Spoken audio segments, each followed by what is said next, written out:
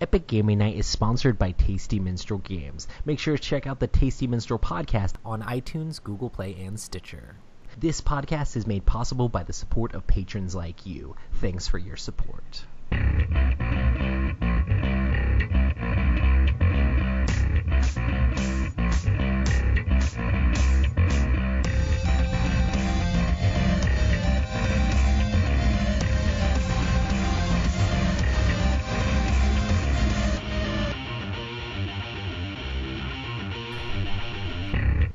Welcome to the Epic Gaming Night podcast, a podcast about the stories and relationships board games create. I'm your host, Roy Canning, and with me always is Matt.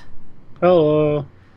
Hype, hype. Rob will be joining us in just a little bit. He's out raiding all the houses for candy currently with his kids, which is actually what I just got back from doing. Yeah. I didn't think people would be doing it on Tuesday this year. I don't know why. I just assume everybody does weekends now. We went to a trunk or treat. That's a good place to like hit up all the candies at once. And then we went to all these different places. But one thing I wanted to share was there was this house that had tons and tons of like animatronic things outside the front of their house, like all sorts of like ghosts and goblins and aliens and just like zombies and like all sorts of stuff. Like I'm pretty sure like each of those things is like $100 each at least, and they had tons and tons. And then we're like, we gotta stop at that house, we gotta go there, and went there. The kids were slightly terrified. We're like, no, it's okay, it's all fake. And the guy who was like doing it, like I walked up, I was like, hey man, do you guys celebrate Halloween? He's like, just a little bit. But it was pretty intense. And the kids made it through alive. I think I saw Adam Sparks, like his Instagram thing. There was a house with like a big animatronic spider. Yeah. The abdomen of it like had like a laser light show going on inside of it. I was like, Heather took some pictures of this place, and it was pretty ridiculous. Like the kids were terrified. We're recording this on Halloween, if you can't tell already. This is a podcast about board games, or so we say sometimes. Yeah.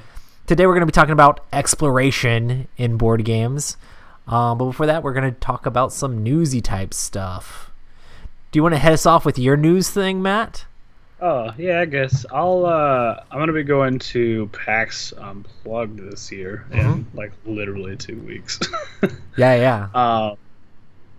So yeah, I'll be there. I don't know if you'll find me, but if you do, say hello if you want to, or, do whatever people do when they interact with people at conventions. I don't know. Do we have any clue what the kind of turnout for PAX Unplugged is going to be? Like, I know PAX is like normally huge, so PAX Unplugged could get pretty ridiculous just because it has the PAX name, Yeah, I got my badge in the mail, I think earlier this week or last week sometime. Yeah. And they were like, hey, just to let you know, just because you have your badge, it doesn't mean it's going to be quick to get in. Doors open, I think they said it like 9 or 10, and they were like, we expect it to sort of be regular free flow traffic, probably sometime around 11:30 to 12:30. Huh, that's interesting. But other than that, it's just going to be just lines of people trying to get in. I'm just like, okay.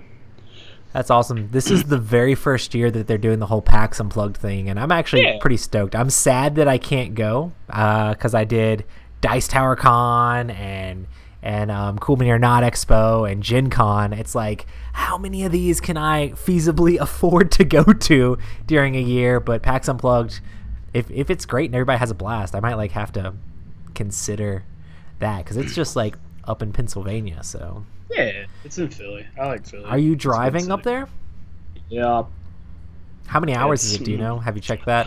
I don't know. GPS'd it out. Something like 8 to 10, I think. That's about normal for these sort of things. Yeah, it's okay. Awesome.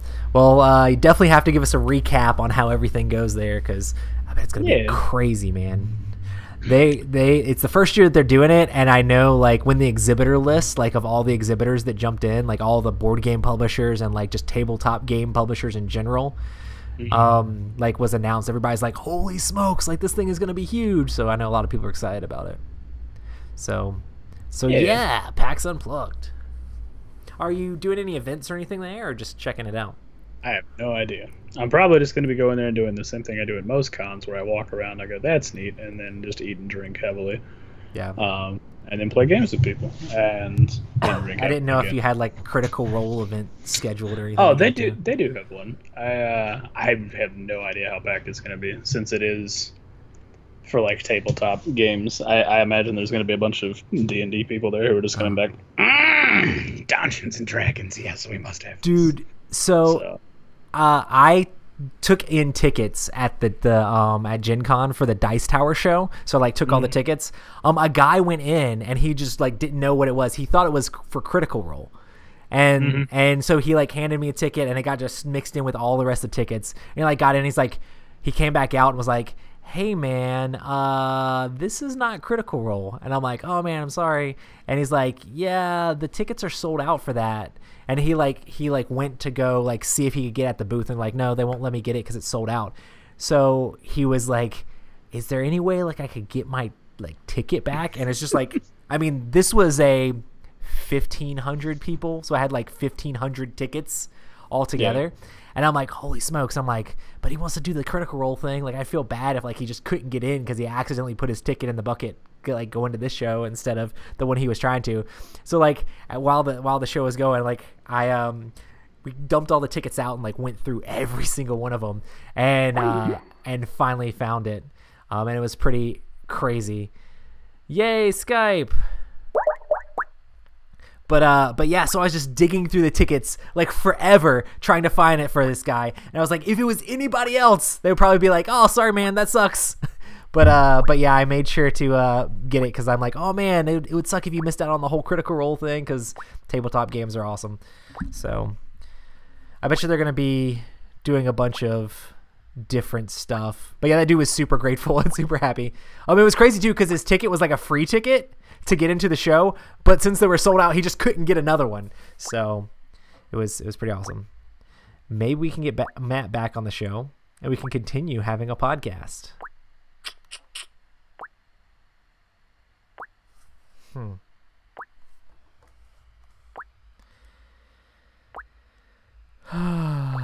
So hey chat, how's everything going? How's everything going in you guys' life? While I'm trying to see if I can get Matt. I wonder if his computer reset or something crazy.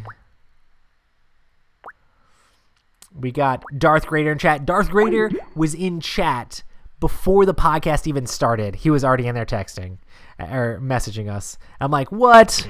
That's insane. Yeah. I'm just going to continue talking. I was just continuing talking the whole time you were gone, Matt. It was just like, hey man, the call ended. And then, since Skype's just such a wonderful piece of software, it didn't alert me that you called me back, and then here we are again. Hey, cool. Next time it drops you, I'll just let you call me back. Oh boy. Nice. Yeah. Ashley, the board gamer girl, has already seen Thor Ragnarok because she's in Australia. It's gonna be good. They get down in the down under with the early movies there. Yeah. I'm excited. Me and Rob were talking about playing games like Friday morning, and he's like, "Oh wait, Thor comes out. I can't play games." I'm like, "Oh, okay, cool." I'm like, I don't know that I could take my two little babies by myself to a theater, or else I'd be right there with you. So yeah. I don't know if Thor Ragnarok would be quite appropriate for the tiniest of babies. I mean, probably not. Let's be honest. I heard that's going to be funny, but I definitely wouldn't want to do that opening weekend. That would be stupid. Yeah. Awesome. Well, let's get into the other news. There's a new social deduction game coming out from Dogmite Games. And it is by our friend Lindsay, who Rob played a ton of Ashes games with. I played Ashes with her before.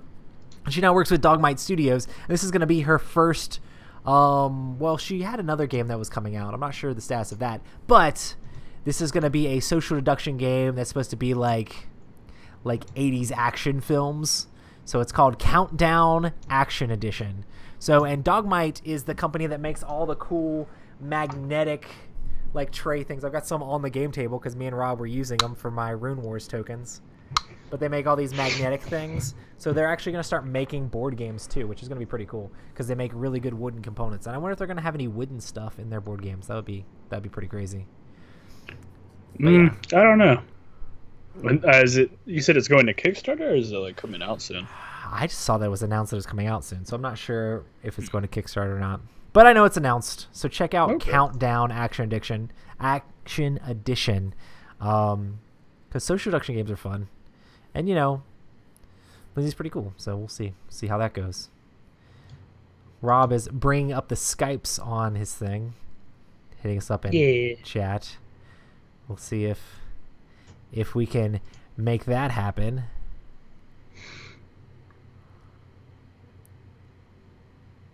Let's see if this works. Yeah, podcasts and stuff.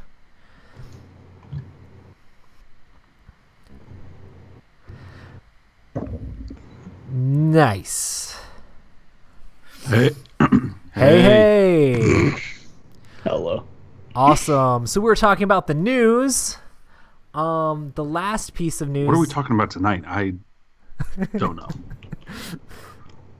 Hopefully you got the email this time. Of space. I don't know. Bro, I'm excited to explore space. Not myself, but other people, and for them to tell me. And it's very slow. What's slow? My connection? No, space. Yeah. It's not slow. I mean, it technically isn't slow, but us exploring space is incredibly slow by comparative. A lot of distance. A lot of just empty space. Very lots of distance. Well, I mean, yeah, there's lots of distance, but like the amount of space and just area that you have to cover and travel. I mean, the fact that we're going to be able to do that, the fact that we've already been to the moon and back, I don't know, man. I'm pretty pumped. Yeah. And now they're talking about Mars. I mean, whether I see it or not, they are talking about and they're preparing for missions to Mars in my lifetime. Yeah, that'd be awesome. No, but they're doing it. They're doing it right now. They're preparing for it right now. I mean, that's like what? Not the greatest generation. Generation Y, or the baby boomers. The baby boomers went to the moon. Yeah.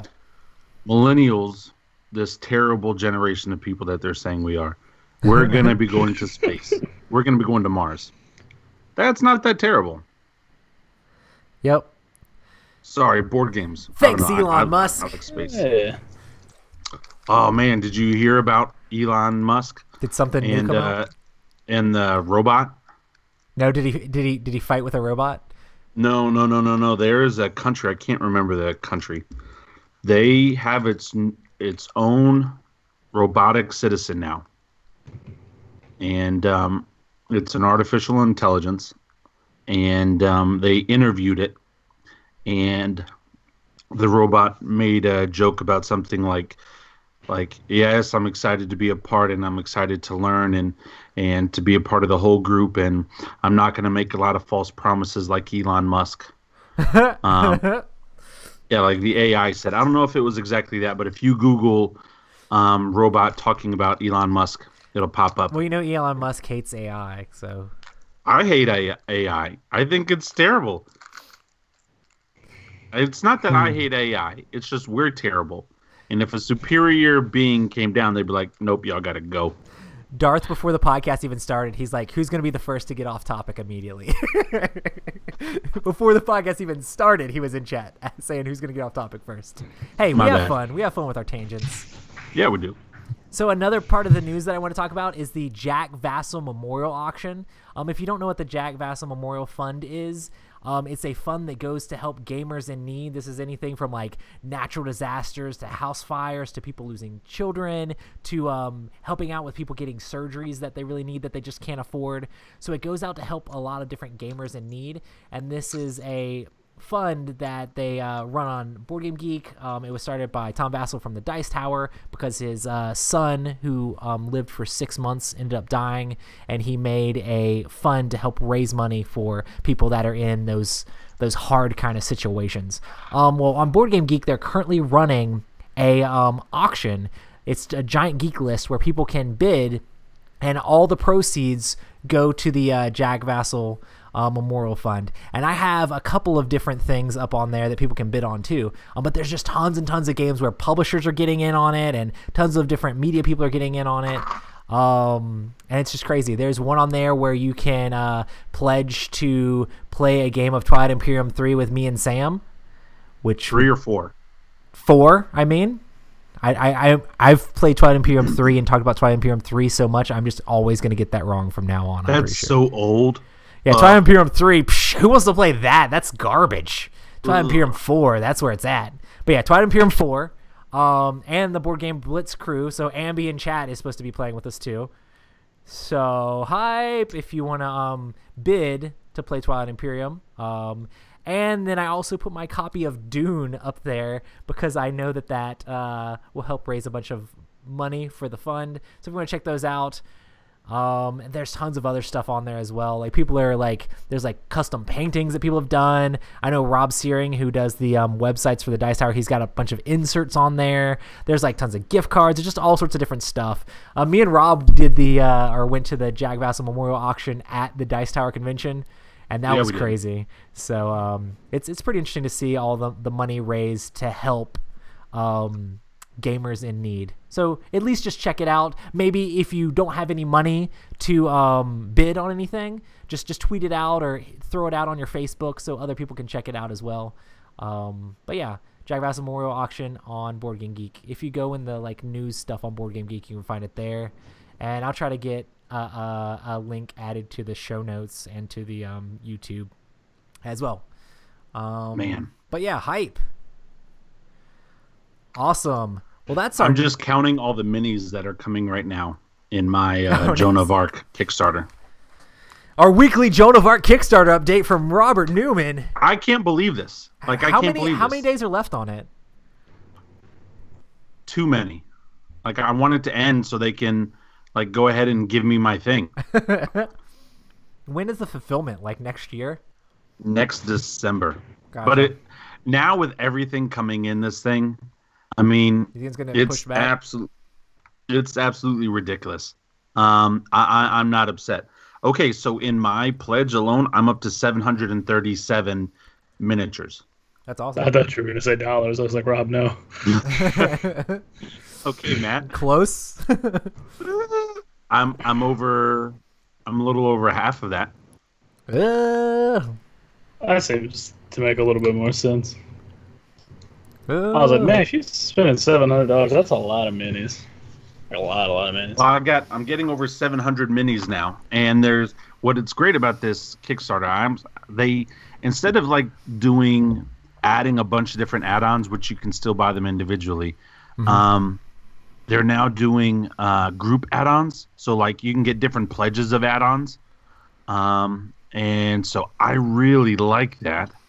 And I've got some stuff where it all comes together and actually saves you money if you do that. And man, they just released a whole new terrain pack, Matt.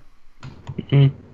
And this terrain pack now comes with it's a new. It comes with 27 miniatures, which are dogs and horses and sheep and bulls, and then a couple peasants and princesses, and then 52 more 3D terrain elements. That's pretty crazy. Whether it's trees or bushes or rocks or campfires, a huge water mill, some more houses, another farmhouse, bridges, stone bridges. I mean, it's just absolutely ridiculous, everything that comes in with this. This, I will have to say, is probably my favorite Kickstarter I've ever done. Nice. Like, I have never been so excited for a Kickstarter. Like, not on the game, because there have been Kickstarters for games I've been more excited on. But I'm just saying, like, for everything I'm getting with everything in this deal, they really got me excited. Because, like, Roy and I know we'll talk about this later, which I don't know, we may not. But we played a miniatures game, or we like to play Rune Wars, right? And I back Song of Ice and Fire and stuff. And those games aren't coming with nearly the amount of stuff that just the base box of this game has. I mean, out of the base box alone, you got 240 minis. Well, everything's a lot smaller, too. But still, though, it's like, I don't know. I'm excited because, like, I feel like a kid again. Like, did you guys ever play with Army Men when you were a kid? Yeah, sorry. Bro. Okay, so my family was super cheap and Z-Bots is where it's at. Man, so I'd go to the dollar store, and for like my birthday, I'd get Madden, whatever year Madden it was. So like Madden 2000, and I'd get $5 worth of Army Men, which would give me 5 packs. So I'd get like a couple hundred Army Men. Bro, I would have a time playing with my guys in the back. Nice. And now that I have this as an adult, I'm just like super excited, especially with all like the villages and the towns.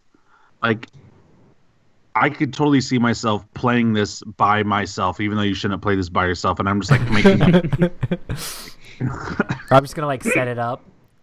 Oh, I totally am, man. I'm super excited. I don't know if there's gonna be a Kickstarter that's gonna come in with more boxes than what I've got going on. Not $300 some worth of Army Men though. Oh, they'll all fit in However, one tiny little box, Rob. It'll be fine. However, it won't be one tiny little box. That'd be terrible if it came in like a. But we played Seventh like a Continent, shoebox. and like the miniatures for that are the same size. Yeah. As they're Okay, but how many miniatures did we have in Seventh Continent? not that many because it's mostly a card game, and I'm gonna have pretty I'm sure having that close to as of right now. Like the Kickstarter's not even done, but as of right now, I've got close to 800 of those miniatures. And one of those miniatures has got the wingspan of a meter. Yeah, the dragon is not a joke, though. The dragon is not tiny. Of a meter. Man, that's the best part, really. Right? Yeah. Matt, weren't you saying you want to get just the dragon? When that dragon comes in to eat stuff, Kinda. it's really proportionate to be able to eat that guy, right? You don't have like a big figure and then like a big dragon. No, this dragon proportion size is a lot closer to reality than some of like these other games that come out. And so I'm super excited. And yes, I've never played with $300 worth of Army Men before. However, the Army Men did not come with the terrain and the details like this did. Yeah, a meter. A meter. Wingspan for there's 9 days left to go. I don't even care if we unlock anymore. I really don't. It's just so much. I'm so excited. Nice. Man, sorry. I know you guys are tired of hearing me talk about it. But I'm not tired of talking about it. I'm excited about this game, about this epic. The sad thing about like all these Kickstarters is they look great and there's all these awesome games, and then you have to wait forever for them to come in. Yeah, but okay, let's talk about that. Speaking of the news, like I don't know about you guys, but I got my email for my tracking number for Wits and Wagers Vegas edition. Nice. Did you guys order that? Oh, I haven't gotten mine yet. Now mine says like still pre-shipment, but I got my email like late last week saying, "Hey man, it's starting to come." And then we're gonna be getting Rising Sun early. Yeah, I'm super stoked about that. And I also got an email yesterday from Gamelin Games for Heroes of Land, Air, and Sea to confirm my address and stuff. Did you watch the unboxing of Heroes of Land, Air, and Sea?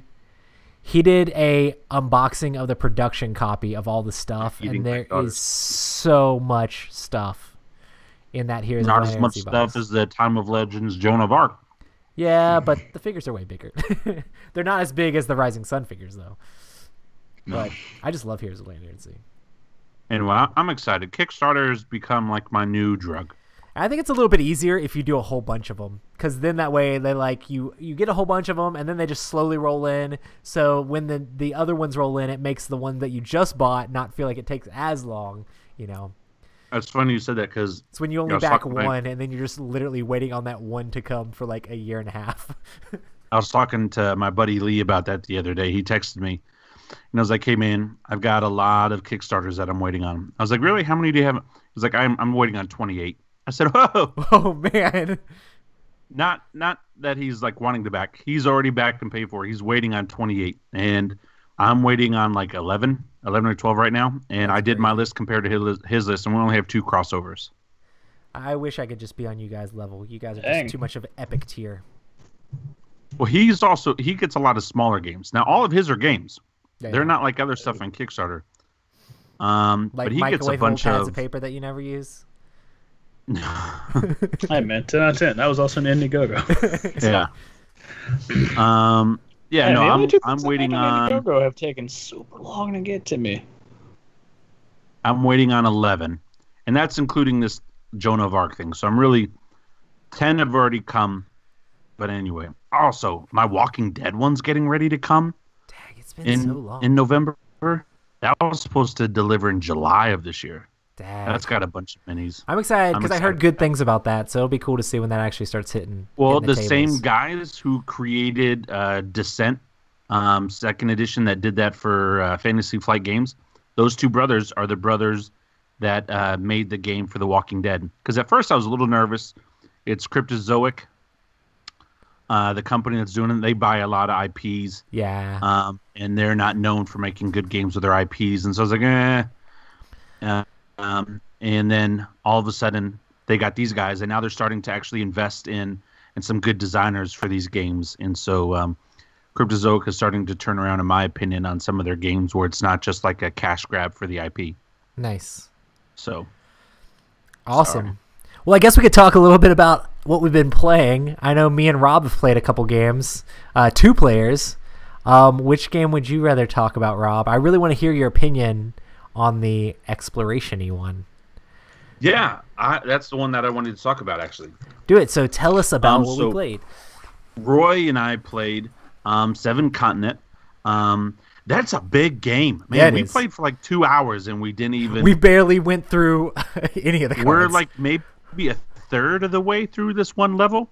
We could be closer. Well, I don't know how far. But we got off of one island and we're now on another island. And we're probably actually less than a third away from being done. We're supposed to collect 5 totems and we only have 1. Right? We're supposed to collect 5 of those trophies. We're supposed to collect 5 of those trophies. And we only collected 1.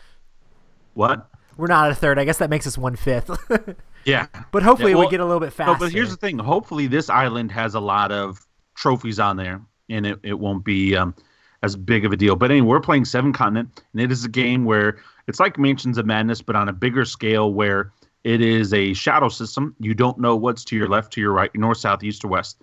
And so you got to go and travel as a group or you travel as an individual. And you have to fight the different elements of wherever you're at. And we're on an island, so we deal with, wind gusts and crashing waves around us and cold, freezing sea. And then different animals that are on the island that want to attack us because we're invading their space. But then we want to eat them so we can get cards back. But it's an exploration game where you are trying to complete an objective before you run all out of your cards.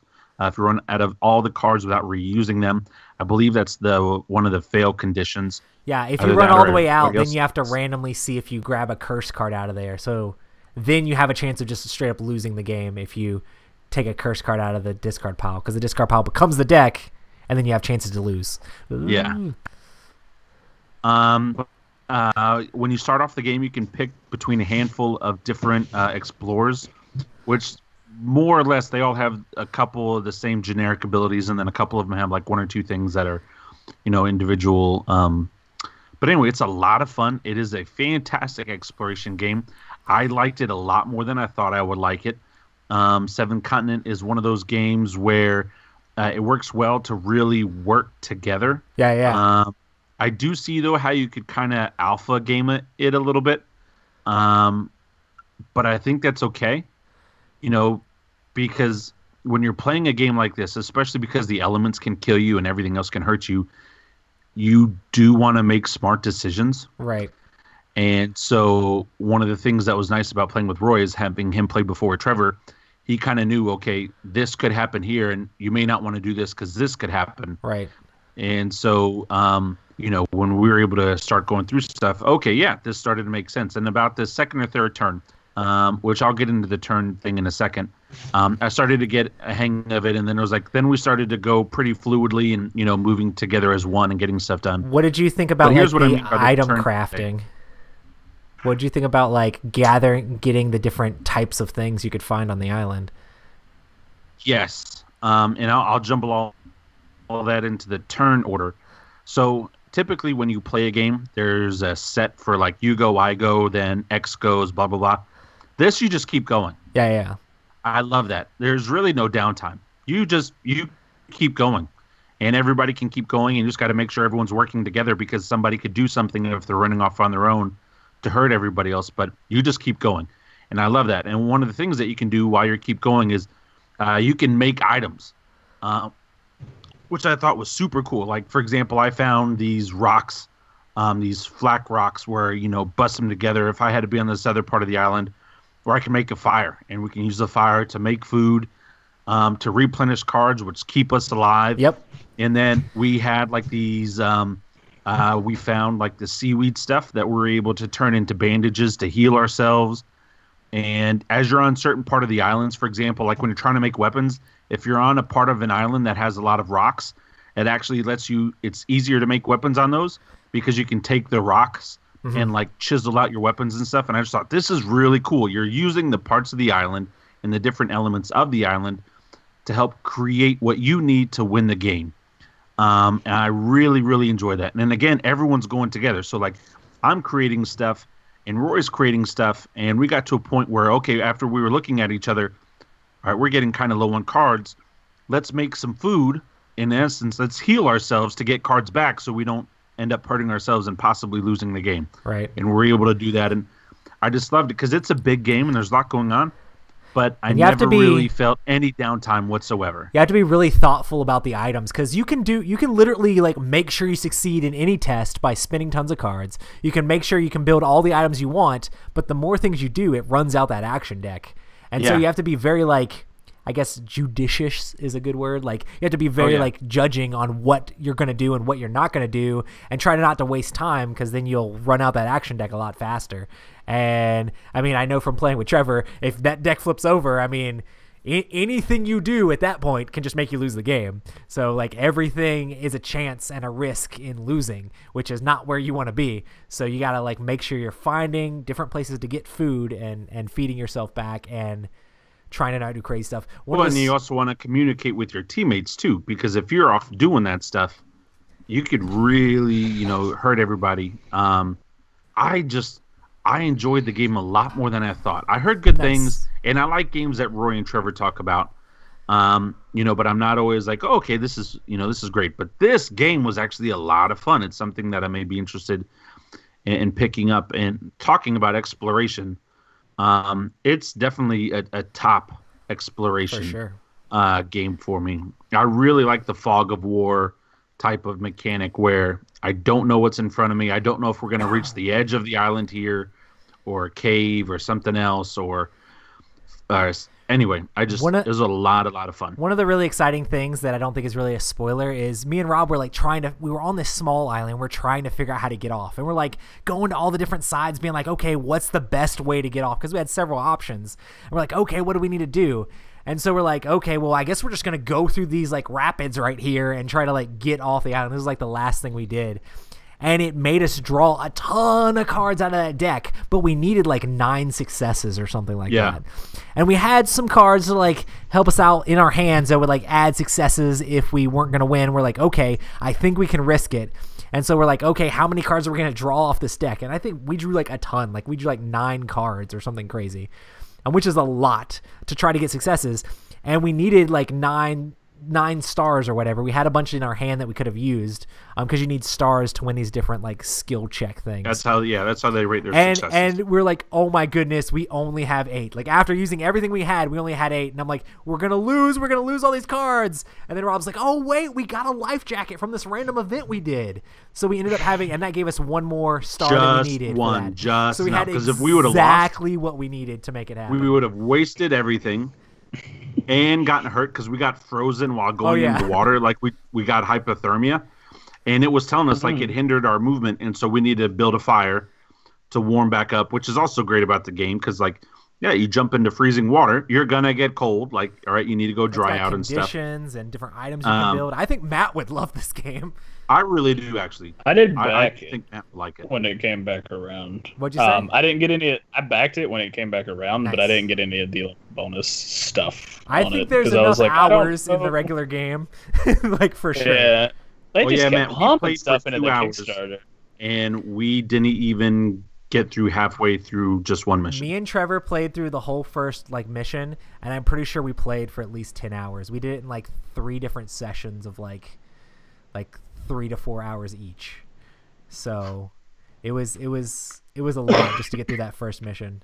So, but it was a lot of fun, a lot of fun. Nice. I'll probably end up picking it up. Is it still on Kickstarter or did that end? It ended. Is there like late pledges or anything? I don't know. Let me check. I'll check it out. But I'll if I don't do it on Kickstarter, I'll definitely get it. And I like how everybody's working together. Yeah. One of those things like you have to work together. One thing that is a caveat with this game is the fact that like everything is so like not constructed turns, and basically everybody can kind of do stuff at the same time, like work together on things. There's just sometimes negatives if you like run into a trap or fall off a bridge and then everybody falls off the bridge. That's not good. But the fact that it's so like convoluted with that stuff, and there can be I feel like it's just better with smaller groups of players, like one or two. Like you could probably play this solo. Like if you like solo games, you could probably solo through this and have a lot of fun. But I feel like it's better like a 2-player game. I've heard a lot of like negative discussions about playing it with like 4 players because you just don't get to do the things you want to do. You know. I would agree. I'm typically not a low player count game player. Like I like to play with like 3 or more, unless I'm playing like a one-on-one war game or something. Yeah. But I think with everything going on, and also the deck management, it's better with 2, because 1 with 3, I could see it being so much harder, or 4, just because you're going through cards more. I feel like if you have more people, that alpha problem or that alpha thing might come out even more, you know? Even more. Yeah. But for Ashley, who's saying that she's got to play this game, I think you have an unfair advantage, because we're calling the game Seven Continent, and you call this game home. The game is pretty much Survive Australia. Because Australia is like one of the most deadliest places on the earth. So I think, Ashley, if you got this game, you would do just fine. You'd be like, oh, yeah, we just do this. And yeah, we know what's going on here. Fun fact, Australia started off as a prison. They just dropped people off there. The British just... Yeah. Did you guys know that? Yeah. Did you know that, Roy? Yes. That's awesome. Just, we don't know what to do with you guys. This place is really bad. We'll live here. I mean, it was technically a colony, though. It's not like they were just like, boof, here you go. And they're just like, what's that little hoppy thing over there? Food? Just imagine if they did that. Just like, this is like really bad. It's not, though. Australia is gorgeous. I would love to go. You just got to watch out for the drop bears. More deadly creatures on Australia than I think any other place in the drop bears will get you. So anyway, I'll be quiet. I'm going to eat some candy while you guys talk. Cool. Hey, Matt, did you have any games you wanted to talk about? I didn't play anything. I've been sleeping. Hey, man, we need to play some Epic games. We got some Epic games. Did you watch Stranger Things 2? What? Do you watch Stranger Things, Matt? Yeah. I've literally had no time to do anything. Gotcha. So, what episode do you think you're on, or? 6 or 7. Oh, that's pretty deep. I'm like most of the way through it, but like Rob beat me to finishing it. I was trying to race him, but then that's all I did Friday. It didn't happen. I got close. I finished it Saturday morning. So, but yeah. I want to talk about it so bad. I could do a whole show just on that show. That'd be awesome. Spoiler podcast, but Stranger Things. Nice.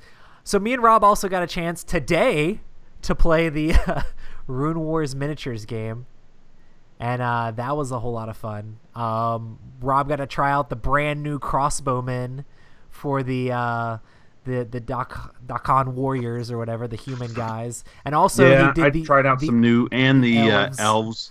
Yeah, so he got some range combat up in there, but I brought some humans to the table. This is the first time I'd ever played with them.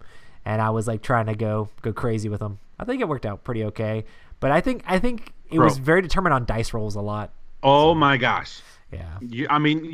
First of all, I love the strategy. What you did, you pretty much put everything into one group and then a couple little groups. Matt, he had one set of trays that, figure-wise, it was over 20 figures. Yeah. It was huge, absolutely huge. Jeez. It was ridiculous. But at the end, I think the last 2 rounds between 3 rolls, he just wrecked me. Like in one roll, he put this fire rune thing on a horse. Oh yeah, I had horses going around shooting fireballs, and it was horse, awesome. like it was all so decimated. But this one horse who should have died a long time ago if my rolls were halfway decent. This horse should have died.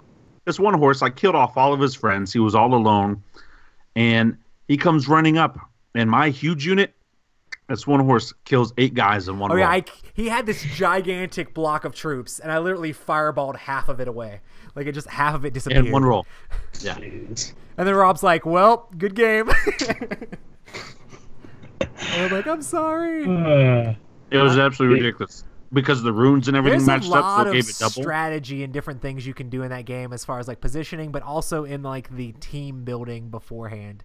And there's not just like one way you can build your army. There's like a ton of different ways you can build your army. You can be like, I'm going to be more horse heavy, or I'm going to be more of like make this giant army thing, or I'm going to have a bunch of like ranged units. Like there's so many different ways you can build each faction, and I'm super excited to play the game even more. I will say the group I played with today is not a group that I would have taken to like a tournament or anything like that. I really just wanted to see how the archers and the crossbowmen work. The crossbowmen were pretty tough. Like, I like that. But the only problem is freaking Fantasy Flight. They give you like this tease. It's like, yeah, man, they're really good, but to make them even better, you need double. Definitely. Because the problem with the game is like the more units you have together combined, it allows you to put more cards on them, and then more cards really buff up your guys. Really give you some. And awesome the worst abilities. part about it is that they can be in a unit of 3. But only 2 come in a pack. So if you want 2 things of 3 crossbowmen, you'd have to get 3 packs of the thing. And they're like $25 each MSRP. It's like ridiculously That's why I'm expensive. loving Joan of Arc. Yeah. And so it's like, yeah, like man, I want more of the crossbowmen, because the crossbowmen at the 3rd level, like he was just talking about, really go fantastic. Like they have some really cool stuff. But you need that 3rd level to get those cards to put them on there. So I just like the way the combat works in this game as well. Like you just roll a few dice. You roll like 2 or 3 dice, and then you have multipliers based on how big your trays are. And you can get rerolls. You can reroll the dice, and you can multiply the combat damage. It feels like a lot more elegant than a lot of these other games. I don't really like the whole like attack dice and defense dice thing. I think the way this works is really cool. And yeah, it's just I hit you and get over it. And the turns, like the way you're doing simultaneous actions and like going off of initiative based on the actions you do is so like amazing. Like there were times where I was like, okay, just second guessing what Rob was doing and being like, man, if I go here, then I gotta do this, but if I do that, I could go at this time, and I have this style, I'm gonna do that. Like it's just very much back and forth in your head, like trying to figure out what your opponent's doing. So it's a lot of fun. So it is a lot of fun. Rune Wars, me and Rob are still having fun with it, and hopefully we can play again soon. Well, I mean, we have a while before any other miniature game comes out. We've got another couple months before Fantasy Flight drops their support for Rune Wars for Star Wars Legion. Man. So we'll see. They can't end it before they give me a Dracolich. I'm playing Undead, just hoping that the Dracolich comes out eventually, someday. Give me a giant undead dragon. Man, that's okay. They'll just tease you with some pictures, and they'll be like, man, it's coming. And if it shoots blue fire and busts down walls, that's also a plus. And then they'll discontinue support for it in March, Only and then Rob they'll got just that. never mention it again. Right? It's sad, but probably true what you're saying. Yeah. Awesome. Well, let's go ahead and get to our topic, seeing that it's super late. We'll try to blitz through some of these questions since we went super long on the other stuff. So what are some games that involve exploration that you guys like? I really like Civilization, Sid Meier's Civilization. That was a lot of fun. That was, up until I played Seven Continent, probably my favorite Fog of War type of thing. Because all the tiles were upside down and you didn't know what was beside you. But yeah, I haven't played a lot of like exploration. And what I mean by exploration a lot of games is that like, have exploration, just like in different ways. Well, like Mansions of Madness to me is probably up there as my, especially on the 2nd edition. Not the first edition, because the map was all set up. But 2nd edition now, it's with everything running by the app. It's a fantastic. You don't know what's around the corner, and there's a bunch of different maps. So like even if you played something that looks similar before, you could be like, okay, I'm going to go into this room. Wait, this is not the same room as last time I played this scenario. So the exploration is pretty awesome, and all the different items and different things you can find in all the nooks and crannies. I think I like the exploration in Eclipse. It's pretty awesome, like flipping over the tiles and trying to find all the different planets. Twilight Imperium doesn't have really the same kind of exploration. Like you kind of like build the map, or you have like a pre-generated map, but it's all out there at the start of the game. You kind of see everything. And in Twilight Imperium 3, there's like a Distant Suns variant where you can put face down tokens on different things, but the exploration isn't nearly as strong as in like Eclipse, where like you're like going out into the galaxy and there's wormholes going different directions. I mean, you're not finding anything too crazy unless you have like the promos and stuff like that, which I do throw in there, where you can find like supernovas and all sorts of crazy like pulsars and junk like that, which make it fun. But I just like games like that. And then another one is Betrayal at House on the Hill. I love the exploration at the beginning of that game where you're just like wandering around trying to find cool rooms that don't hurt you too bad. And Matt's trying to find the room where he can just sit and get strength and work out. It's pretty good. What games? Hey, man, it'll be Buff Daddy. What games Matt was a beast. Do you think are good with exploration, Matt? Did we hit all the strong points? Yeah. I was about to ask if any one of you were gonna mention Xayah. I mean, I was saving that for Matt. Yeah. Yeah. It's good. It's fun, especially when you add the expansion in. There's just so many more tiles. It's like, hey, am I going to find an ice asteroid now, or am I going to find a dead world planet now, or it's all over the place. Fun new things to crash into. Exactly. It's always good. Fly directly into a black hole. It's great times. Yeah, it is good times. What do you think? Doesn't Mark Street do that a lot? I don't know. I've never actually played Xayah with Mark Street. But I think he might have talked about going crazy on jumping. But it's a lot of fun. What do you think are some ways that a game can give you a sense of exploration?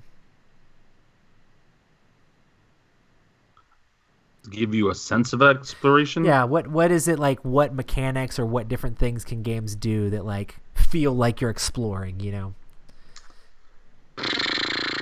I really like the way app-wise, I think Mansions of Madness has got the right way to do it. Yeah. Just give you enough of a tease. Do you want to go left? Do you think that's a hallway? Or do you want to go right type of a thing? But I also like the way Seven Continent does it because, you know, as we explore new tiles, again, we're outlining that we're outlining the island. And so we're kind of being able to follow the island. It's not just random. Because of the scenarios that we're playing, they have it set up a certain way. And so, to me, if you want to do it properly, don't just make it where it's random exploration, but actually have a reason for why people are exploring, if that makes sense. Like, one thing about Sid Meier's Civilization is you just put all the tiles face down, and you really don't know where you're going, but you just know that something's there, but it's not necessarily unique. Yeah. Because it's all, it's face down. I know something's going to be there. And so, I don't know. I like the structure. I like the structure of what they've got going on with these other games better. Yeah, for sure. How about you guys? Like, do you like the randomness of Xayah, where you have no idea what it could be? Yeah, I think in Xayah, like it definitely feels like you're exploring space because a lot of times if you've played the game a few times, you kind of know sort of the stuff that's out there, and so you're like going around like scanning and trying to explore and trying to figure out what's going on. But you also get bonuses for exploring. Like one of the ways to like victory in that game is by exploring. Like literally, you can be like, I'm gonna be an explorer. I'm gonna get big engines. I'm gonna fly around and like go to all these different tiles because whenever you flip over a brand new tile, you get to put these question mark tokens on it, which will give you different things. They can do all sorts of different like event things, but you can turn those in for fame points, which is the point of the game. So literally, one of the ways you can win the game is just by flying around all over the place, just flipping over new tiles and exploring. I'm famous, y'all. Exactly. Yeah. You want to go from an unknown smuggler to being this crazy. I'm Star-Lord, you know. I'm Star-Lord, guys. Exactly. That was such a good movie. Yeah, I love the first one or the second one. Both. Okay, I liked both. The second was kind of interesting. I like the first one more. Yeah. I don't think the second one's a bad movie or anything like that. I just don't like for sequels when they do like the same jokes over again, but they just up the ante. However, though, I do feel like we got a little bit more character development in the second one compared to the first one. There was a little bit more individuality, which they do the same thing in Stranger Things too. First one, everyone's working together as a team. Second one, it's more individual. Did the same thing, Guardians of the Galaxy. Everyone was together. The first one, second one, you have their two little groups. I love Dustin in Stranger Things 2. He's such a great character. Was that noise he makes when he's talking about his teeth? His new choppers? Yeah, exactly. Don't do that. I love Dustin. And D'Artagnan. That's it. That's all I'll say. Nice. Do you know who D'Artagnan is, Matt? Yes. Yeah. He said it was in episode 6. He's like almost done. Yeah. Do you know what D'Artagnan is, Matt? Yeah. Yes. Okay. It was obvious the moment he showed up. It's like, oh. Well, I didn't know it would grow into what it's growing into. Yeah. Which is a lovely animal for everybody who hasn't watched the show. Stop spoiling, Rob. Anyway, make sure to check out Stranger Things. It's awesome. Yeah, man. Awesome. So what are some themes you would love to see explored more in board games, which is completely off the wall? I mean, it works. Just got to really put some emphasis on explore. You're in there. It's all right. Like, is there something that you would love to see that designers maybe haven't touched on enough that should be looked into more? I'm a terrible person when it comes to this. What do you mean? I mean, I'm a simple man. You say space and fantasy, and I'm just like, okay. I'm like your basic nerd. Like, yes, space, yes, fantasy, yes. Okay, good. But yeah, there's a lot of other stuff they could do. I'm excited because I used to always answer this question with I want more post-apocalyptic kind of games, but we're getting that with things like Downfall and Fallout's coming out, and so I mean and Wasteland Express, so people are hitting the post-apocalyptic stuff. So I'm not sure which themes do you guys think you would like to see some more of? Well, stranger themes. Yeah, like things that I'm passionate about. Yeah, like I want to be able to play things that I care about, that I'm passionate about. And so it's just like for an exploring game, like it would be absolutely amazing to have a Stranger Things game, and you could totally do like the hidden exploring thing, especially for the Upside Down. For speaking of Stranger Things 2 with the Upside Down this time around, and the different thing like where you're at right now, Matt, with Hopper, where he's at, because I think that was episode 6. Like that's all brand new, and so you're doing all this stuff. You don't know what's going on. I don't know, man. I'm really into things that I love. Like for example, I would still love to see The Matrix as a game, and I think that could be your next Queen's Gambit. Like I think that would be awesome. Dead of Winter would be a great exploring game. I would love to see them expand on that universe, and you actually can find your own city and make it the way you wanted it, like because you found it. Like how cool would that be? Where it's where it just has you different don't stuff. know where the police station and the gas station and the supermarket are at first. You have to like go and find it. Yeah, it's almost like you're blind jumping, and then maybe it's not even a blind jump, but maybe when you're going outside, it would be like a blizzard, like actually would be the dead of winter, and you got a blizzard, and so you stumble upon these places. Like I love stuff like that. I don't know. It's hard for me to say a new IP or a new game style because they're already out there. There's everything out there, from simple mathematics to sci-fi to fantasy to programming. There's a whole game about programming. If you want to learn how to be a programmer, I mean, we have everything. So I'm just more interested in games that I think would be amazing. It'd be a really fun game. Man, speaking of shows, Um, I'm just gonna go ahead and disclaim this. This is an adult show. Do not watch this show with children. The show does have language and some other adult content in the show, but there's this show on Netflix right now. My wife and I, we really like murder mystery stuff. Yeah. And there's this show that's on Netflix. It's called Mindhunters, and it's based off of a book. Have you watched it, Matt? Yeah. I really enjoyed it. Yes. Yeah. I really enjoyed it. I think it's Aaron Sorkin. Isn't that the guy who did like the first 2 episodes? The guy who directed The Social Media. Yeah. I love a lot of his stuff. The Social Network. Yeah, like the dialogue is just so fast and quick-witted, and you're just like, oh, okay, I've got to pay attention. It is very quick-witted. Jeez. Yeah, and I love that. Yeah, it's so good. I think that would be a great game. It's called Mindhunters, and it's basically how the FBI started their serial killer program in the behavioral science unit. You know, back in the day, if somebody were to kill somebody, it was either somebody close to them or it was a passion killing or an anger killing. Like, it was a lot easier to find them. But after the Summer of Sam, which was a famous serial killer in New York, or no, New Jersey. Anyway, that area. The Summer of Sam, you know, it was said that he said a dog told him to kill all those people. And that doesn't make any sense. Like, the profile for him as a killer didn't fit because these were random people that he was killing.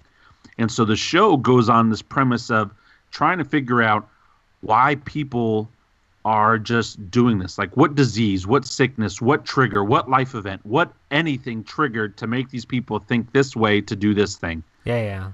And it's based off of a book, actually, that the guy who created this program did it. Now, the book is fiction because he doesn't go into details on certain things about his life.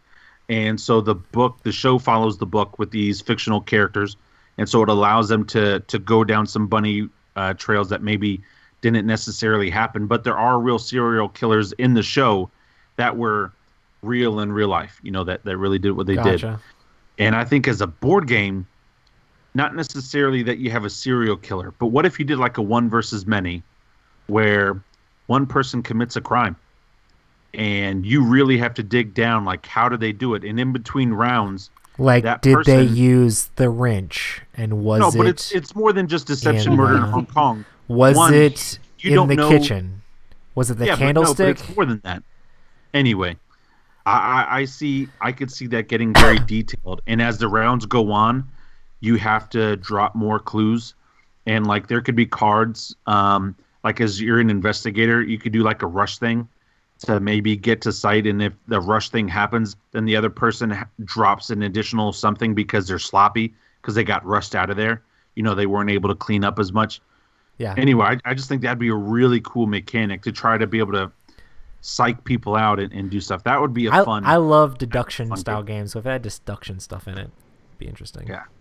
Need more deduction games. I'm glad you watched that, man. I'm glad you liked it. Yeah. I had to check it out. It's pretty good. You definitely should.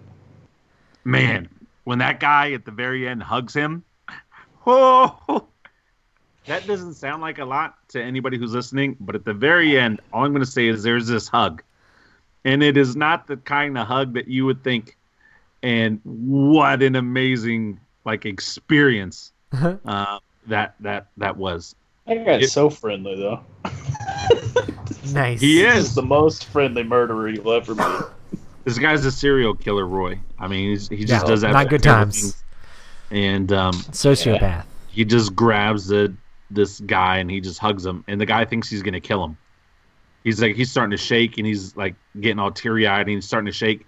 And the guy reaches out, and you think he's gonna like break his neck because everybody left the room, and he's like, "I could kill you right now." He even tells him, "I could kill you right now and do things to your body, and I'd have plenty of time to play with your body and do stuff with it."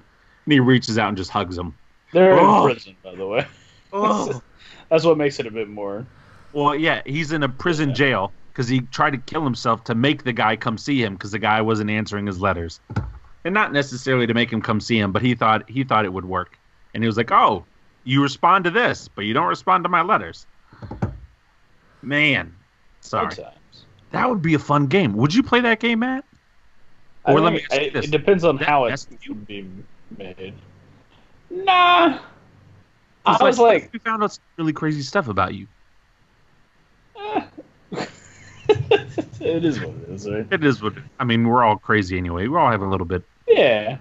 Are you trying It's to like, confess oh, something, man, Rob? Oh, bro, I'm crazy. That's one of the reasons why I have my faith in my religion. Because if I didn't, and I'd do bad stuff. I'm glad. Rob would be a serial killer. Yes, I would kill all the cereals. Lucky Charms, Bro. Frosted Mini Mini Wheats. Wheats. Is it the same one? Such a dumb joke. Awesome. Are there any mechanics you would like to see designers explore iterations of in board games? Is there a specific mechanic that needs to be explored more? I would love to see the mechanic from Seventh Continent of the whole like running out of steam and being able to build stuff with the action deck. I think that mechanic is ingenious, and I'd love to see more of that sort of thing. It's just great. How about you, Matt? I think there are, like, I don't think there's enough of this one particular thing, and I can't even think of a game, like, off the top of my head that has it, but a game where you have, like, a particular thing, it's mostly, I guess, in Euro games, where you have a card or an action or something that produces a certain subset of something, and then as the game progresses, that sort of changes, whether it gets more powerful or weaker as time goes on, I think would be interesting.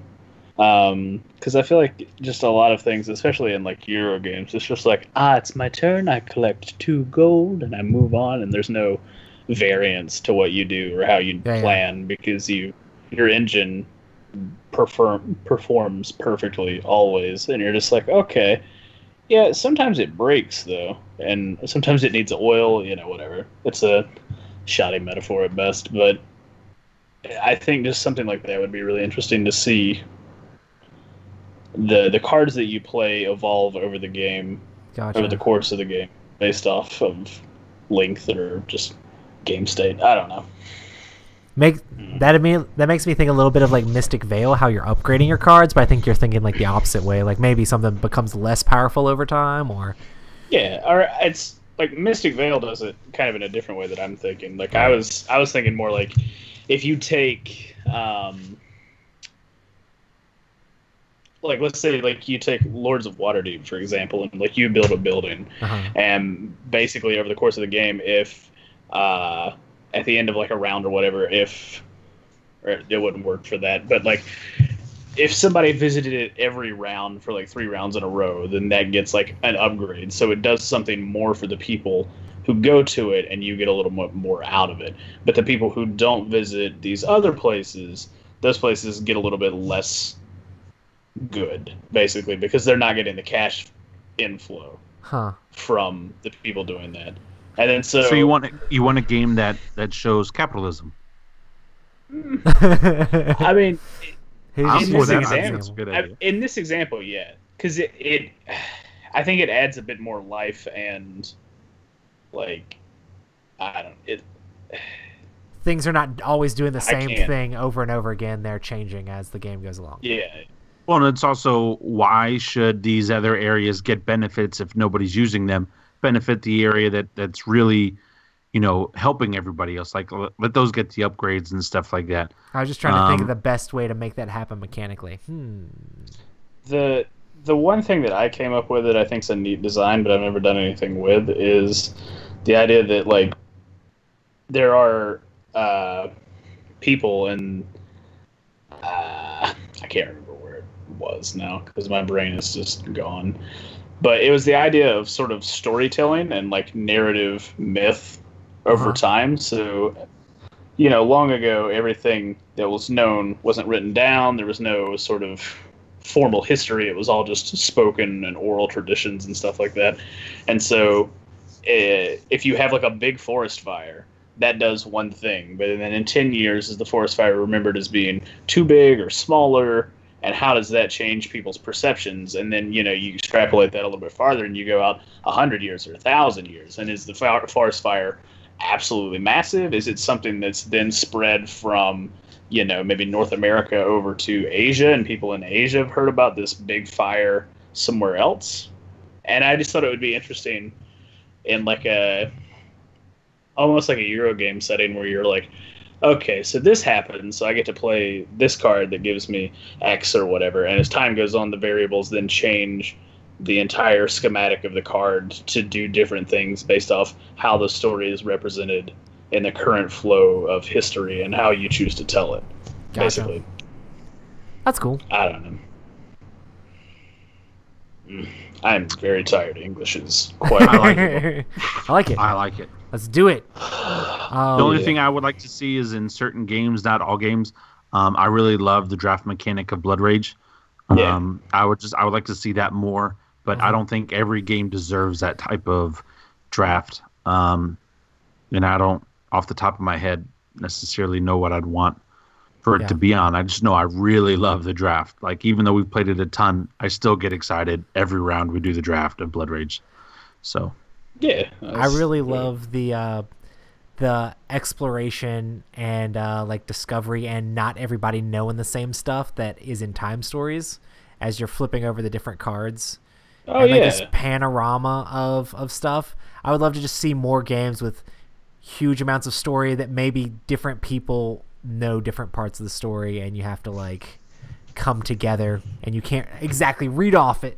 I think that's just that whole aspect of Time Stories is really exciting, the way that works, and having to come together with shared knowledge to complete things. I know there's other games that do that sort of stuff, like Witness and like I feel like maybe some of the Sherlock Holmesy type games do that thing, but it's more like those story driven games that do that sort of thing. So I think that was, while you guys were talking about Seventh Continent and Rob mentioned that it's sort of alpha gamery, I was thinking about that because my copy of Pandemic Legacy Season 2 came in, so I was thinking about it, and it tends to be sort of the same way. So I was like, Pandemic is probably the game that everybody knows for being the alpha gamer game. You should do this, and it's like, okay, thanks, man. But I was trying to think of how to mitigate that, and I think you hit on something that's very important. Like Time Stories does that very well, and that not everybody has all the knowledge. Everybody who's playing has their own respective subset of information, and maybe their characters do certain special things. And you have no clue what's on the other side of those cards. So, you can kind of tell by the pictures. It's like, okay, it makes you have to listen. There's an angry-looking guy over there. We think the guy who's good at combat should go over there where the angry guy is, but that doesn't mean that guy's actually angry, and that doesn't mean that behind that jar over there's not a spider that you're going to have to fight or something crazy. So... yeah, I think it just does a really good job of mitigating alpha gameriness by like simply limiting the information. Mm-hmm. And I mean, it is more storytelling, like a driven, but I don't know. Nice. Yeah. Awesome. Cool. Do you think exploration in games is better suited for competitive or cooperative play? Co-op. Yeah, you like to work together while you're exploring? I like it competitively when I'm playing a computer game, like Age of Empires or something like that. But for a board game, I just like Time Stories. I think that's a fantastic game, and I like how we all do that together. I think and I like Seven Continent, how we all work together and stuff like that. When we did Civilization, it made it tough because as you did the exploration and as things opened up to you, like for example, we had this one game where this one guy ended up becoming the Australia like you have in Risk, because as he moved over the tiles, there's just mountain ranges on two sides of him, and he was in a corner, and so there's only one way to get at him. Yeah. And so I just, that made it kind of not fun. Right. But I've always had a blast when we, like Mansions Madness, when we're all playing together, going at it. So yeah, I feel like for it to be exploration, it has to be unknown and kind of random a little bit. I mean, somewhat. I mean, it's not really random in Seventh Continent, but in like these competitive games, it has to be random. And I feel like sometimes the exploration in these competitive games can like make you sad, because I know there's plenty of times where it's like, okay, in Eclipse, I really need to get more money so my civilization can continue to take actions and I can continue to grow. And then you flip over another tile and it's like, oh no, I got another science. I'm doing great on science already. I don't need my 37th science. I need more money so I can make this thing happen. Or in like sometimes you'll be like, okay, I flipped over an exploration token that didn't do anything for it. It made me lose a unit. And then this other guy flipped over a token that like gave him a whole bunch of resources. Like, exploration competitive game can feel a little bit worse, but if you're completely working together, if bad things happen during exploration, you just all have to figure out how to work through that together, you know? I don't know. I can see it both ways. Yeah. I mean, I don't mind the randomness in these games, but I can see how in a competitive game, if you continue to have bad draws of those sort of things, it can kind of swing your game pretty negatively, you know? What do you think, Matt? Competitive or cooperative?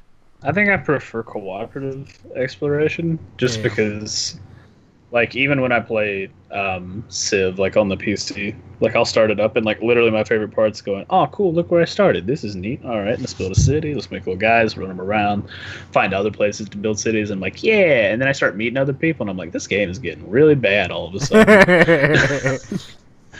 So, I don't know. Like, I feel like my ideal exploration game is, like, everybody is playing cooperatively, and they're like in a town and they're exploring, trying to find different things and maybe make different settlements, and then people take over these different settlements. So you have one guy running the main town, and the little settlements are doing certain things to try and feed back in. I don't know. Nice. I think it'd be kind of neat. But awesome. Yeah, co-op. Yeah, I totally agree. If you could add more exploration to any current board game, what game would that be? What would you want to see Dead more? Of Winter. Yeah, we kind of already talked about that a little bit. God, yes. No, like yeah, man. If that game had a map, bro, it would be so good. It would be great. Even if it was like the same map and it was just like, there's just a map that has just bare sort of buildings on it of a city. And you're like, okay, I'm going to go explore that one building over there in like quadrant like Q4 or whatever, and they're like, cool, I'll go over here and do this, and maybe you scrounge up some things, but you know, it's not great, but you know, hey, maybe it'll be better next time, or like you pass by the hospital on your way there because of like a crossroads card or something, you're like, holy crap, okay, it's here, all right, we know it. I don't know, I think that'd be great. That would be, and then it would allow so many other crossroads cards too, because you can be like, hey, you can hear gunfire in this direction, so you assume that there's either a police station or a gun store somewhere in like this block of 4 blocks. So you have like buildings to explore in that like 4-block radius that prospectively would have weapons or something. I don't know. Yeah, I think that's one of the things I'm really excited about for Fallout, is the fact that it's also exploration. Like, the tiles aren't like static in specific spaces. I really want to play that game more because it's got story, it's got exploration, it's got rad roaches. I mean, you know, it's got all the typical Fallout things. I don't know. I feel like there's a lot of games that, a lot of like dudes on a map style games. I just think it would be fun to have more building out of the different areas as you're going out, like flipping over tiles and seeing what sort of stuff's going there. I would love to see an Eric Lang game with more exploration in it. I think that'd be really cool, because I feel like most of his games have like the board, and that's the board, and that's the way it is. I bet he could make something crazy with some exploration in it, you know, where you're flipping over tiles and finding new stuff. Might be too random for him though, I don't know. Yeah. Cool.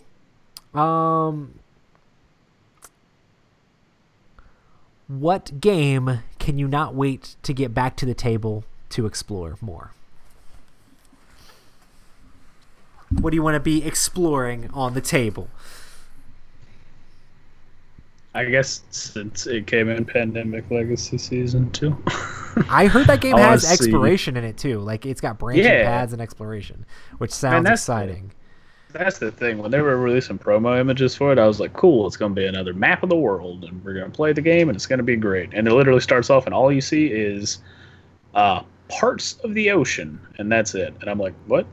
Okay, and you literally are supposed to apply like stickers to the board that like show you the land masses as you like come to them and stuff. And I'm like, whoa! And then once you get, you can explore like farther inland and stuff, and then different things might be wrecked based off what happens. I don't know. I'm very interested to see how they did it, because it to me feels like they took, like Rob Daviau was like, okay, Seafall wasn't that well received, but if I take some of the aspects from Seafall, some of the aspects from Pandemic Legacy, and make them have a baby, we would end up with this. And I think that's super cool. Yeah, I'm super excited about that. I feel like I'd be more excited for Season 2 than I was for Season 1, because I feel like Season 1 was just like, I mean, there's a lot of changes in Season 1 that make it a lot different than Pandemic. Oh, yeah. But a lot of times after a few games, even with changes, you're just like, and I'm playing Pandemic again! And I'm playing Pandemic again! So I've heard that this really mixes it up in a lot of ways. Yeah, and in theory, the way they have it set up, it might make it a little bit more replayable so that you can... Yeah, because things don't happen in a specific order. Yeah. You can pick up a different copy and be like, guys, let's go through it again. You're like, hey...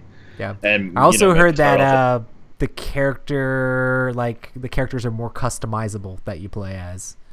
So it's a lot deeper. Like before, you just had like relationships and you could add some abilities to them or whatever. But I heard that there's a lot deeper stuff in that as well. So I've heard just all good things about Season 2. So I'm excited to see how it goes if I ever get a chance to play it. So we'll see about that. Yeah, man. But if it's good enough, I'll probably buy another copy like I did with the first. We'll see. Rob, are you getting a copy of Pandemic? Oh, I'm gonna buy one. Yeah, I imagine I will buy one. I'll probably wait till after the holiday season where it's dropped in price some, because I have other games that so many games to play. Well, the only problem with Pandemic for me is right now with my time, you just gotta play it over and over again. It's really hard to do that. Well, and also with the same group, because I can't commit right now with everything going on, so it's tough for me. Yeah. So it's not that I don't want to play, but I can't. So games I want to get to the table. Really want to get Long Night and Warring Colonies. Really, really, really want to play Dead of Winter. I would love to play Long Night and then, like, maybe have one group play Dead of Winter, have one group play the Long Night, and then after everyone's kind of like shaking the rust off, then we play Warring Colonies. I think that'd be a lot of fun. Man, I want to play Warring Colonies. And then, the Long Night again. I want to get some of like my I don't know, I've got several stuff, man, I want to play. Like I want to play the Star Wars Rebellion. I got the new expansion, but I also want to play my new zombie side stuff. I still want to play Cry Havoc. I'm getting ready to sell that. If I don't play that, man, I'm just going to sell it. I like to play Cry Havoc again. Yeah, I want to play it. I love Area Control. I just haven't got a chance. But yeah, so there's a bunch. I just need to like make a day where I just have like a Rob board game extravaganza and invite people over, and we'll just like make a day. We'll probably end up playing ping pong, but still, we'll start the process. Hey man, it's a game, bro. I love ping pong. I got my ping pong table set up in my basement.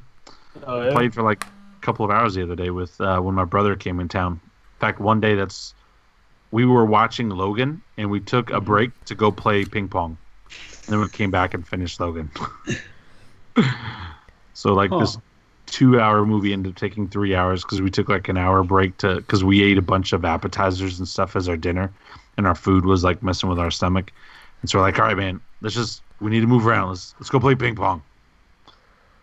So, nice. Yeah, man.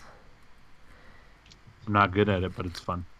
Stardew Valley. Have you heard of that game, Matt? Yeah. We recently got a Switch. Oh yeah. Because somebody at Target put the new ones in the wrong spot, so they were in the regular Switch spot for the bundle. It was only $80 less than it was supposed to be. There you go. So, but we got Stardew Valley, and Heather's been playing that like crazy. And for some reason, it makes me really want to try like Caverna or something like that. I don't know why. I'm like, hey, I really want to just try a farming Euro game just to see. But I want one that has like There's action something, in it. Because Caverna is supposed to be exciting. Like I really like a lot of the same games that Sam Healy likes, and he loves Caverna. So I'd be interested in trying one of those games out where you're building your little farm civilization, but also going off on dwarven raiding quests, you know, and building a mine. I don't know. Your wife is going to play Stardew Valley for a long time. So what? Like a very long time. She's just going to play it for like so long. Oh, Is it like, that type of game? It just sucks you in. Like it's literally nothing. Like it's basically she's you're at just like the end of summer, the first summer already, which is like 60 some like days in the game. So yeah. She has quite a few hours already, and we've only had the thing for like a week, less than a week, a half a week. Rob, have you ever played like Harvest Moon? It's basically Harvest Moon. Okay. It's like basically it's just like, hey, something happened. You inherited a farm. Do stuff, and so like you're just exploring this town, and you're like. You can also go into the mines and go like fight monsters and things like that too. So yeah. It's got a little bit of combat in it. She's a really big fan of what is it called? Rune something. Rune Wars. Yeah, Rune Wars. She's a big fan of Rune Wars. The whole family. The whole family. Anyway, yeah, there's other games that are very similar to that. Like, have a farm, marry the lady that you gave a bunch of flowers to or something. I don't know. Whatever. Yeah, man. Solid game. There's literally nothing to it, but it's very cathartic. You literally just sit down and play it, and you're like, I feel better about stuff. I don't even know what, but yeah. Nice. But anyway, my game that I really want to play more is Star Wars Rebellion with Rob. So let's do it. Let's do it. You read the rules. You tell me what to do. We'll play. I need to look up. I need to figure out the rules for the expansion stuff because that's the thing that I don't have. Hey, when we play Rune Wars again, I'll bring the expansion. I'll leave it at your place. Cool. I can like look at all the different pieces and get the rule book out. That'd be awesome. I'll do it. I'll make it happen. I'll learn. Awesome. Boom. So yeah, we're gonna close this thing out. Thanks everybody for hanging out with us. We stream these Tuesday Did you get my night, text? 9 p.m. at youtube.com/Epic Gaming Night. We do want to say thank you so much to our amazing patrons. You guys are awesome. If you want to support us on Patreon, make sure to check us out at Epic Gaming or patreon.com/Epic Gaming Night. Lots of exciting stuff going on over there. And I'm pretty sure we're getting close to the next game of the quarter, so we'll be putting up a survey for that soon. And I'm super excited about all the different things. So awesome, guys. Well, thanks everybody in chat. You guys are amazing. Darth Grader has been holding it down. Have a safe Halloween. Don't eat already opened candy. Yeah. Did your kids get lots of candy, Rob? Bro, she got hooked up, bro. Nice. Did you dress the newborn up? We did for trunk or treat, not tonight. Grandma watched the baby tonight, and we went walking around with my niece and nephew and some of their neighborhood friends and my daughter, and so we had a whole rat pack of kids. So nice. All weekend I was Luigi, and then tonight on actual Halloween I was just Dad. Awesome. But for trunk or treat, I was Luigi, my wife was Mario, my daughter was Princess Peach, and then our baby, she was the toad, the mushroom. Nice. So awesome. It was cool. Yeah, Scotty was Woody and Violet was Snow White. Because that's cute. All the Disneys. Was Scotty wearing pants? I only asked because the last 2 times I've been to your house, he's not been wearing pants. I mean, he's a free spirit. Yeah. Awesome, guys. Thanks, everybody in chat. You guys are the best. Sweet. Yeah. See you next time. You guys are awesome.